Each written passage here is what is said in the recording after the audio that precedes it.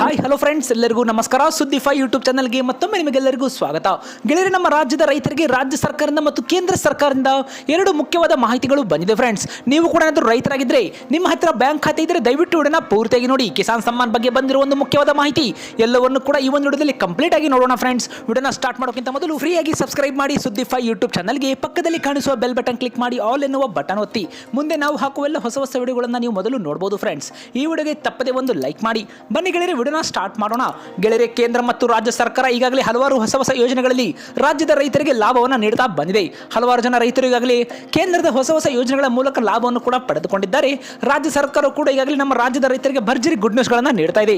ಅದರಲ್ಲಿ ಇವಾಗ ರೈತರಿಗೆ ಮತ್ತೊಂದು ಮುಖ್ಯವಾದ ಮಾಹಿತಿಯನ್ನು ರೈತರಿಗೆ ನೀಡಿದೆ ಫ್ರೆಂಡ್ಸ್. ಹೌದು ಗೆಳೆಯರೆ, ಇಲ್ಲಿ ರೈತರಿಗೆ 3 ರಿಂದ 9 ಲಕ್ಷ ರೂಪಾಯಿವರೆಗೆ ಸಹಾಯಧನ ಸಿಗಲಿದೆ ನಮ್ಮ ರಾಜ್ಯ ಸರ್ಕಾರದಿಂದ.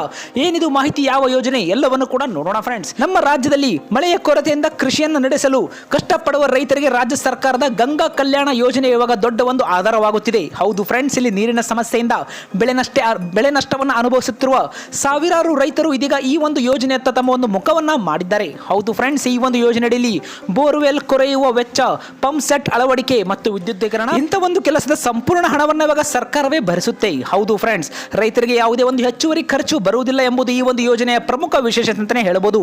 ಇದು ಒಂದು ನಮ್ಮ ರಾಜ್ಯದ ರೈತರಿಗೆ, ಮುಖ್ಯವಾಗಿ ಗಂಗಾ ಕಲ್ಯಾಣ ಯೋಜನೆ ರೈತರಿಗೆ ಇದೊಂದು ಭರ್ಜರಿ ಗುಡ್ ನ್ಯೂಸ್ ಆಗಿದೆ. ಹೌದು ಫ್ರೆಂಡ್, ಈ ಒಂದು ಯೋಜನೆಯಲ್ಲಿ ಬೋರ್ವೆಲ್ ಕೊರೆಯುವ ವೆಚ್ಚ ಮತ್ತು ಪಂಪ್ ಸೆಟ್ ಅಳವಡಿಕೆ ಮತ್ತು ವಿದ್ಯುದೀಕರಣ ಸಂಪೂರ್ಣ ಹಣವನ್ನು ಇವಾಗ ಸರ್ಕಾರವೇ ಭರಿಸಲಿದೆ. ಇನ್ನು ಇಲ್ಲಿ ಯಾವ ಒಂದು ಜಿಲ್ಲೆಗಳಿಗೆ ಹೆಚ್ಚು ಸಹಾಯ ಸಿಗುತ್ತೆ ಮತ್ತು ಎಷ್ಟು ಸಹಾಯ ಸಿಗುತ್ತೆ ಎಲ್ಲವನ್ನು ಕೂಡ ನೋಡೋಣ ಫ್ರೆಂಡ್ಸ್. ಇಲ್ಲಿ ಮುಖ್ಯವಾಗಿ ಬೆಂಗಳೂರು ಗ್ರಾಮಾಂತರ, ಕೋಲಾರ ಮತ್ತು ತುಮಕೂರು, ರಾಮನಗರ ಮತ್ತು ಚಿಕ್ಕಬಳ್ಳಾಪುರದಂತಹ ಒಂದು ನೀರಿನ ಕೊರತೆ ಹೆಚ್ಚಿರುವ ಜಿಲ್ಲೆಗಳಲ್ಲಿ 4,50,000 ರೂಪಾಯಿವರೆಗೆ ಸಹಾಯಧನ ಇಲ್ಲಿ ರೈತರಿಗೆ ಸಿಗಲಿದೆ.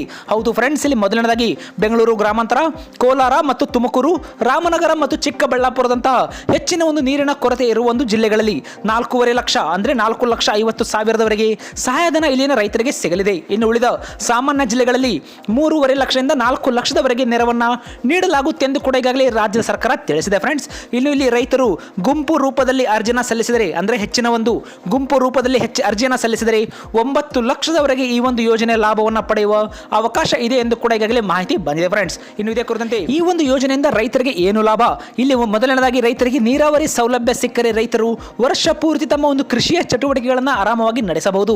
ಬೆಳೆ ಉತ್ಪಾದನೆ ಆಗಿರಬಹುದು ಮತ್ತು ಅದರ ಜೊತೆಗೆ ರೈತರ ಆದಾಯ ಕೂಡ ಇಲ್ಲಿ ಹೆಚ್ಚುತ್ತೆ. ಹೌದು ಫ್ರೆಂಡ್ಸ್, ಬೆಳೆ ಉತ್ಪಾದನೆ ಹೆಚ್ಚುವುದರ ಜೊತೆಗೆ ರೈತರ ಆದಾಯವು ಹೆಚ್ಚುವ ಒಂದು ನಿರೀಕ್ಷೆ ಇದೆ ಎಂದು ಕೂಡ ಈಗಾಗಲೇ ತಿಳಿಸಿದ್ದಾರೆ.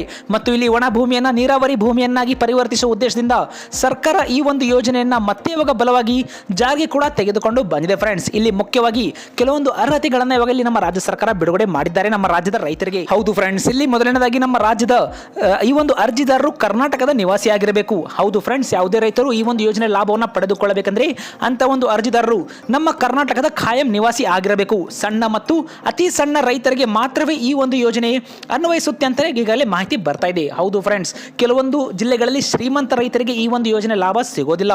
ಸಣ್ಣ ಮತ್ತು ಅತಿ ಸಣ್ಣ ರೈತರಿಗೆ ಮಾತ್ರ ಈ ಒಂದು ಯೋಜನೆ ಅನ್ವಯಿಸುತ್ತದೆ ಎಂದು ಕೂಡ ಈಗಾಗಲೇ ರಾಜ್ಯ ಸರ್ಕಾರ ತಿಳಿಸಿದೆ. ಮತ್ತು ಇಲ್ಲಿ ಮುಖ್ಯವಾಗಿ ಕುಟುಂಬದ ಒಂದು ವಾರ್ಷಿಕ ಆದಾಯ ನಿಗದಿತ ಮಿತಿಯೊಳಗಿರಬೇಕು. ಹೌದು ಗೆಳೆಯರೆ, ಒಂದು ವರ್ಷಕ್ಕೆ ಒಂದು ಕುಟುಂಬದ ವಾರ್ಷಿಕ ಆದಾಯ ನಿಗದಿತ ಮಿತಿಯೊಳಗಿರಬೇಕು. ಈಗಾಗಲೇ ನೀರಾವರಿ ಸೌಲಭ್ಯ ಹೊಂದಿರುವ ಜಮೀನಿಗೆ ಯಾವುದೇ ಒಂದು ಈ ಒಂದು ಯೋಜನೆ ಅನ್ವಯವಾಗುವುದಿಲ್ಲ. ಹೌದು ಗೆಳೆಯರೆ, ನಿಮ್ಮ ಒಂದು ಜಮೀನು ಏನಾದರೂ ನೀರಾವರಿ ಇದ್ದಲ್ಲಿ ನಿಮಗೆ ಈಗಾಗಲೇ ನೀರಾವರಿ ಸೌಲಭ್ಯವನ್ನು ಹೊಂದಿರುವ ಜಮೀನಿಗೆ ಈ ಒಂದು ಯೋಜನೆ ಅನ್ವಯಿಸುವುದಿಲ್ಲ.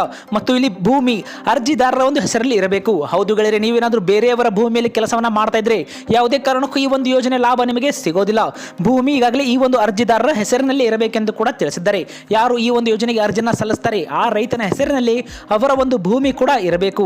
ಇನ್ನು ಇದೇ ಕುರಿತಂತೆ ಯಾವ ರೀತಿಯಾಗಿ ನೀವು ಇದಕ್ಕೆ ಅರ್ಜಿಯನ್ನು ಸಲ್ಲಿಸಬೇಕಂದ್ರೆ ಸೇವಾ ಸಿಂಧು ಪೋರ್ಟಲ್ನಲ್ಲಿ ಆನ್ಲೈನ್ ಮೂಲಕ ಅರ್ಜಿಯನ್ನು ಕೊಡಲಿ ರೈತರು ಹಾಕಬಹುದು. ಇದೇ ಕುರಿತಂತೆ ಇದರ ಜೊತೆಗೇನೆ ತಾಲೂಕು ಕಚೇರಿ, KMDC ಅಥವಾ ಅಂಬೇಡ್ಕರ್ ಅಭಿವೃದ್ಧಿ ನಿಗಮ ಕಚೇರಿಗಳಲ್ಲೂ ಕೂಡ ಅರ್ಜಿಯನ್ನು ಈಗಾಗಲೇ ಸ್ವೀಕಾರ ಮಾಡಲಾಗ್ತಾ ಇದೆ. ಅರ್ಜಿಯ ನಂತರ ತಜ್ಞರು ಇದರ ಕುರಿತಂತೆ ಒಂದು ಸ್ಥಳದ ಒಂದು ಪರಿಶೀಲನೆ ನಡೆಸಿ ನೀರಿನ ಲಭ್ಯತೆ ಕೂಡ ಇಲ್ಲಿ ಪರೀಕ್ಷಣೆ ಮಾಡ್ತಾರೆ ಫ್ರೆಂಡ್ಸ್. ಹೌದು ಫ್ರೆಂಡ್ಸ್, ನೀವೇನಾದರೂ ಈ ಒಂದು ಅರ್ಜಿ ಹಾಕಿದ ಬಳಿಕ ಅಲ್ಲಿನ ತಜ್ಞರು ನಿಮ್ಮ ಒಂದು ಸ್ಥಳದ ಒಂದು ಪರಿಶೀಲನೆಯನ್ನ ಮಾಡ್ತಾರೆ. ಈ ಒಂದು ಪರಿಶೀಲನೆ ನಡೆಸಿ ನೀರಿನ ಲಭ್ಯತೆ ಪರೀಕ್ಷಣೆ ಮಾಡ್ತಾರೆ ಫ್ರೆಂಡ್ಸ್. ಅನುಮೋದನೆ ಸಿಕ್ಕ ಬಳಿಕ ಬೋರ್ವೆಲ್ ಕಾಮಗಾರಿ ಆರಂಭವಾಗುತ್ತೆ ಎಂದು ಕೂಡ ಈಗಾಗಲೇ ರಾಜ್ಯ ಸರ್ಕಾರ ತಿಳಿಸಿದೆ ಈ ಒಂದು ಯೋಜನೆ ಮೂಲಕ. ಗೆಳೆಯರಿ, ನೀವು ಕೂಡ ಏನಾದರೂ ಈಗಾಗಲೇ ಇಂಥ ಒಂದು ಯೋಜನೆಗಳಲ್ಲಿ ಲಾಭವನ್ನು ಪಡೆದುಕೊಂಡಿದ್ರೆ ತಪ್ಪದೆ ನಮಗೆ ಕಮೆಂಟ್ ಮಾಡಿ. ಮತ್ತು ಈ ಒಂದು ಯೋಜನೆ ಬಗ್ಗೆ ನಿಮ್ಮ ಒಂದು ಅನಿಸಿಕೆಯನ್ನು ತಪ್ಪದೆ ನಮಗೆ ಕಮೆಂಟ್ ಮಾಡಿ ಫ್ರೆಂಡ್ಸ್. ಗೆಳೆಯರಿ, ಇದೇ ಕುರಿತಂತೆ ನಮ್ಮ ರಾಜ್ಯದ ರೈತರಿಗೆ ಇವಾಗ ಮತ್ತೊಂದು ಇಲ್ಲಿ ಭರ್ಜರಿ ಗುಡ್ ನ್ಯೂಸ್ ಕೂಡ ಇಲ್ಲಿ ಬರ್ತಾ ಇದೆ. ಹೌದು ಫ್ರೆಂಡ್ಸ್, ರಾಜ್ಯ ಸರ್ಕಾರ ಈ ಒಂದು ಯೋಜನೆ ಜೊತೆಗೆ ಮತ್ತೊಂದು ರೈತರಿಗೆ ಭರ್ಜರಿ ಗುಡ್ ನ್ಯೂಸ್ ಅನ್ನು ನೀಡಿದೆ, ಹೆಚ್ಚಿನ ಒಂದು ಸಬ್ಸಿಡಿ ಕುರಿತಂತೆ. ಹೌದು ಫ್ರೆಂಡ್ಸ್, ಸರ್ಕಾರದಿಂದ ಸರ್ಕಾರದಿಂದ ಇವಾಗ ರೈತರಿಗೆ ಹಸುವನ್ನ ಖರೀದಿ ಮಾಡಿದರೆ ಭರ್ಜರಿ ಸಬ್ಸಿಡಿ ಘೋಷಣೆ ಕೂಡ ಮಾಡಿದ್ದಾರೆ. ಈ ಒಂದು ಹಣ ನೇರವಾಗಿ ರೈತರ ಒಂದು ಬ್ಯಾಂಕ್ ಖಾತೆಗಳಿಗೆ ಜಮೆ ಕೂಡ ಆಗುತ್ತೆ ಅಂತಾನೆ ಹೇಳ್ಬೋದು. ಹೌದು ಫ್ರೆಂಡ್ಸ್, ಇಲ್ಲಿ ಮುಖ್ಯವಾಗಿ ಹಸು ಖರೀದಿಗೆ ಸಬ್ಸಿಡಿ ನೀಡಲು ನಮ್ಮ ರಾಜ್ಯ ಸರ್ಕಾರ ಈಗಾಗಲೇ ತೀರ್ಮಾನ ಮಾಡಿದೆ. ಇನ್ನು ಇದರ ಜೊತೆಗೆ 20,000 ಹಸು ವಿತರಣೆ ಮೂಲಕ ರೈತರಿಗೆ ನೆರವು ಕೂಡ ನೀಡ್ತಾ ಇದೆ ರಾಜ್ಯ ಸರ್ಕಾರ ಮತ್ತು ನೇರವಾಗಿ ರೈತರ ಬ್ಯಾಂಕ್ ಖಾತೆಗಳಿಗೆ ಹಣ ಜಮೆ ಮಾಡುವ ವ್ಯವಸ್ಥೆ ಕೂಡ ಇಲ್ಲಿ ನಮ್ಮ ರಾಜ್ಯ ಸರ್ಕಾರ ಮಾಡ್ತಾ ಇದೆ. ಇದಕ್ಕೆ ಮುಖ್ಯವಾಗಿ ಹೈನುಗಾರಿಕೆಯನ್ನ ಗ್ರಾಮೀಣದಲ್ಲಿ ಒಂದು ಆರ್ಥಿಕತೆಯ ಒಂದು ಬಲವಾದ ಆಧಾರವನ್ನಾಗಿಸಲು ರಾಜ್ಯ ಸರ್ಕಾರ ಈ ಒಂದು ಹೊಸ ಯೋಜನೆ ಈಗಾಗಲೇ ಘೋಷಣೆ ಮಾಡಿದೆ. ಹೌದು ಫ್ರೆಂಡ್ಸ್, ಇದೊಂದು ರೈತರಿಗೆ ಮುಖ್ಯವಾದ ಮಾಹಿತಿಯಾಗಿದೆ ಮತ್ತು ಇದನ್ನ ಇವಾಗ ಮುಖ್ಯವಾಗಿ ಬೆಳಗಾವಿ ಮತ್ತು ಕಲಬುರಗಿ ಭಾಗದ ಬಡ ರೈತರಿಗೆ ಹಸು ವಿತರಣೆ ಮಾಡುವ ಮೂಲಕ ಜೀವನ ಮಟ್ಟ ಸುಧಾರಿಸುವ ಒಂದು ಗುರಿ ಇವಾಗ ಸರ್ಕಾರದ್ದಾಗಿದೆ ಎಂದು ಕೂಡ ಇಲ್ಲಿ ಮಾಹಿತಿ ತಿಳಿಸಿದ್ದಾರೆ. ಹೌದು ಫ್ರೆಂಡ್ಸ್, ಇಲ್ಲಿ ವಿಶ್ವ ಒಂದು ಪಶು ವೈದ್ಯಕೀಯ ದಿನಾಚರಣೆ ಕಾರ್ಯಕ್ರಮದಲ್ಲಿ ಸಚಿವರಾದ ಕೆ ವೆಂಕಟೇಶ್ ಅವರು ಈ ಒಂದು ಯೋಜನೆ ಕುರಿತಂತೆ ಮಾಹಿತಿಯನ್ನು ನೀಡಿದ್ದಾರೆ. ಇನ್ನು ಇಲ್ಲಿ ಮುಖ್ಯವಾಗಿ ಮುಖ್ಯಮಂತ್ರಿ ಸಿದ್ದರಾಮಯ್ಯನವರು ಕೂಡ ಇದಕ್ಕೆ ಒಂದು ಅಗತ್ಯ ಅನುದಾನವನ್ನು ಒದಗಿಸುವುದಾಗಿ ಈಗಾಗಲೇ ತಿಳಿಸಿದ್ದಾರೆ. ಹೌದು ಫ್ರೆಂಡ್ಸ್, ನಮ್ಮ ಕರ್ನಾಟಕದಲ್ಲಿ ಹಾಲು ಉತ್ಪಾದನೆನ ದಿನಕ್ಕೆ 1 ಕೋಟಿ ಲೀಟರ್ಗೆ ಮಟ್ಟಕ್ಕೆ ಒಂದು ಏರಿಸುವ ಗುರಿ ಸರ್ಕಾರ ಹೊಂದಿದೆ ಎಂದು ಕೂಡ ಇಲ್ಲಿ ಒಂದು ಸಂದರ್ಭದಲ್ಲಿ ತಿಳಿಸಿದ್ದಾರೆ. ಫ್ರೆಂಡ್ಸ್, ಇದಕ್ಕಾಗಿ ಗ್ರಾಮೀಣ ರೈತರು ಮತ್ತು ಮಹಿಳೆಯರನ್ನ ಹೈನುಗಾರಿಕೆಗೆ ಹೆಚ್ಚು ಒಂದು ಆಕರ್ಷಿಸುವ ಯೋಜನೆ ರೂಪಿಸಲಾಗಿದೆ ಎಂದು ಕೂಡ ತಿಳಿಸಿದ್ದಾರೆ. ಹಸು ಸಾಕಾಣಿಕೆ ಹೆಚ್ಚಾದರೆ ರೈತರ ಒಂದು ಮಾಸಿಕ ಆದಾಯ ಕೂಡ ಹೆಚ್ಚಲಿದೆ ಎಂಬ ಲೆಕ್ಕಾಚಾರ ಇವಾಗ ಸರ್ಕಾರದ್ದಾಗಿದೆ. ಇದು ರೈತರಿಗೆ ಯಾವ ರೀತಿಯಾಗಿ ಲಾಭ ನೀಡುತ್ತೆ ಅಂದರೆ ಹಸು ಅಥವಾ ಎಮ್ಮೆನ ಖರೀದಿಸುವ ರೈತರಿಗೆ ಸರ್ಕಾರ 25% ಇವಾಗ ಸಬ್ಸಿಡಿಯನ್ನು ನೀಡಲು ಮುಂದಾಗಿದೆ. ಹೌದು ಫ್ರೆಂಡ್ಸ್, ನಿಮಗೆ ಇಲ್ಲಿ 25% ಹಣ ಸರ್ಕಾರವೇ ನೀಡುತ್ತೆ, ರೈತರು ಉಳಿದ ಹಣ ಮಾತ್ರವೇ ಪಾವತಿ ಮಾಡಬೇಕೆಂದು ಕೂಡ ತಿಳಿಸಿದ್ದಾರೆ ಫ್ರೆಂಡ್ಸ್. ಮತ್ತು ಈ ಒಂದು ಸಬ್ಸಿಡಿಯ ಮೊತ್ತ ನೇರವಾಗಿ ರೈತರ ಒಂದು ಬ್ಯಾಂಕ್ ಖಾತೆಗಳಿಗೆ ಜಮೆ ಆಗುವ ಸಾಧ್ಯತೆ ಇದೆ ಎಂದು ಕೂಡ ತಿಳಿಸಿದ್ದಾರೆ. ಹೌದು ಫ್ರೆಂಡ್ಸ್, ನೀವೇನಾದರೂ ಹಸು ಮತ್ತು ಎಮ್ಮೆಯನ್ನು ಖರೀದಿಸಲು 1 ಲಕ್ಷದವರೆಗೆ ಏನಾದರೂ ನೀವು ವೆಚ್ಚವನ್ನು ಮಾಡಿದರೆ 25,000 ನಿಮಗೆ ನಿಮ್ಮ ಒಂದು ಬ್ಯಾಂಕ್ ಖಾತೆಗಳಿಗೆ ಸಬ್ಸಿಡಿ ಮೂಲಕ ನೇರವಾಗಿ ಜಮೆ ಆಗುತ್ತೆ. ಕೇವಲ ಮೇಲಿನ ಹಣ ಅಂದ್ರೆ ರೈತರು ಉಳಿದ ಹಣ ಮಾತ್ರ ಪಾವತಿ ಮಾಡಿದರೆ ಸಾಕು ಎಂದು ಕೂಡ ಈಗಾಗಲೇ ಇಲ್ಲಿ ತಿಳಿಸಿದ್ದಾರೆ ಫ್ರೆಂಡ್ಸ್. ಈ ಒಂದು ಸಬ್ಸಿಡಿಯ ಮೊತ್ತ ನೇರವಾಗಿ ಬ್ಯಾಂಕ್ ಖಾತೆಗೆ ಜಮೆ ಆಗುವುದರಿಂದ ರೈತರಿಗೆ ಒಂದು ಪಾರದರ್ಶಕ ಸೇವೆ ಕೂಡ ಸಿಗಲಿರುವ ಒಂದು ಮಾಹಿತಿಯನ್ನು ಈಗಾಗಲೇ ಸಚಿವರು ತಿಳಿಸಿದ್ದಾರೆ. ಹಸು ಸಾಕಾಣಿಕೆಗೆ ಒಂದು ಸಂಬಂಧಪಟ್ಟಂತೆ ರೈತರಿಗೆ ಅದರ ಒಂದು ತರಬೇತಿ, ಲಸಿಕೆ ಮತ್ತು ಪಶು ಆರೋಗ್ಯ ತಪಾಸಣೆ ಮತ್ತು ಮೇವು ಸಹಾಯ ನೀಡುವ ಒಂದು ಕುರಿತು ಕೂಡ ಈಗಾಗಲೇ ಸರ್ಕಾರ ಚಿಂತನೆ ನಡೆಸುತ್ತಿದ್ದಾರೆ ಎಂದು ಕೂಡ ತಿಳಿಸಿದ್ದಾರೆ.